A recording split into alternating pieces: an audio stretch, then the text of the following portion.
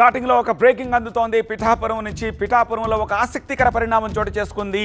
కూటమిలోని Janasena TDP బల ప్రదర్శన చేశాయి. ఒకరికొకరు బల ప్రదర్శన చేసుకున్నారు. ఇవాళ నియోజకవర్గానికి ఎమ్మెల్సీ నాగబాబు వచ్చారు. తహసీల్దార్ ఆఫీస్తో పాటు పలు అభివృద్ధి కార్యక్రమాలని ప్రారంభించారు. నాగబాబు రాకతోటి పిఠాపురం జనసేన కేడర్ అంతా కూడా ఈ కార్యక్రమానికి తరలి వచ్చింది.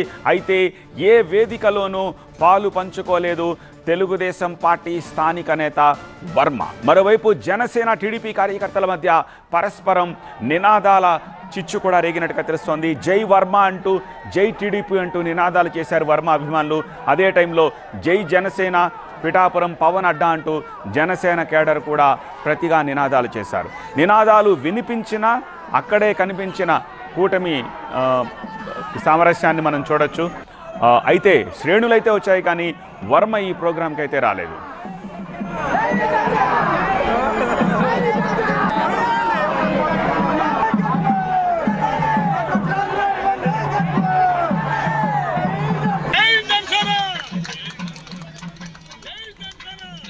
పవన్ అంటే సరే లోకల్ ఎమ్మెల్యే నాగబాబు తాజాగా ఎంపికైన ఎమ్మెల్సీ. బాధ్యతలు చేపట్టిన తర్వాత ఫస్ట్ టైం నాగబాబు పిఠాపురమే ఎందుకు వచ్చారని లోకల్గా ఒక ప్రశ్న వినిపించింది.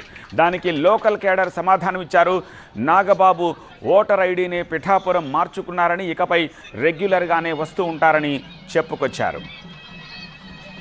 ఏమని ఆయన ఇక్కడ పిఠాపురం ఓటర్గా మారారు. ఈయన ఇక్కడ పిఠాపురాన్ని ఎంచుకున్నారు. అంచేతనే మొట్టమొదటి కార్యక్రమం ఇక్కడ చేయాలని అధ్యక్షుల వారు ఆదేశించారు. ఇక్కడ చేశాం. నాకు తెలిసి ప్రతి నెల నాగబాబు ఎక్కుంటారు.